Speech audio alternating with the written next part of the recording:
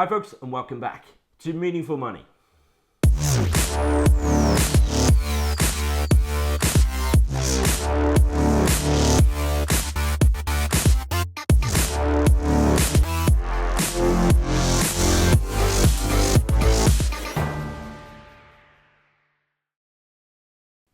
Here in my kitchen, we've had two actually really nice days, a few nice days last week, but just didn't get a chance to get out and film.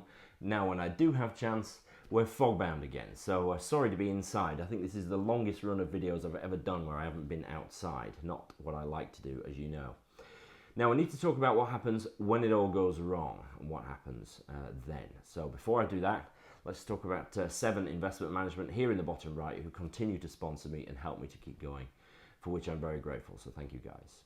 So, you're pootling along all very well, you're healthy, full of life, your finances are in order because you followed the steps that we've talked about in the setup, and then all of a sudden, something comes along which changes everything. Now, life can throw some pretty horrendous things at us, and we need to decide what we can do to account for them in our financial plan. What we don't want is any of these major things to derail our plans completely. So there's three things. One is early death. It's fair to say that nothing sucks quite as hard as dying early. You don't get to achieve what you want to achieve.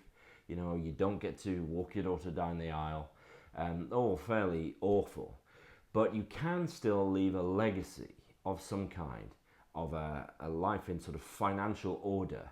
It's probably the last thing on your mind, particularly if you're young, but we must account for what happens if you die prematurely. Second thing is critical illness. Now these are nasty things, but which you'll probably survive. So things like cancer, heart attack, stroke, motor neuron disease or multiple sclerosis, there's a whole list of them.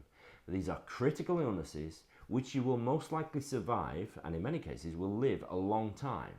But what you don't want to be worrying about is having to work in order to pay the bills while you're trying to focus on getting better from these things. So that's critical illnesses. And then finally, what happens if it's not something that serious, but you're just unable to work? We talked last time that your ability to earn an income is your single biggest asset. Remember, if you're a 25-year-old earning £20,000 a year, and you get a 5% pay rise every year between age 25 and age 65, you will earn over that working life just over £2.5 million. But what happens if your ability to earn that is just wiped out for some reason?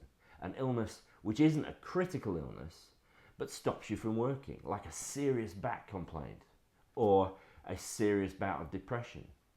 These are things which can stop you from working. Perhaps ME is another one. Chronic fatigue, where you're unable to work, but it doesn't fall under the definition of critical illnesses. What do you do then? We need to make sure we plan for these things so that your wider plan, your longer term plan, isn't derailed if one of these things happen. You need to make sure that if one of them happens, it will change things, of course, but things are not completely derailed. So stay tuned, and I'm going to tell you everything you need to know and everything you need to do to make sure you're protected when the worst happens. Thanks for watching. See you next time.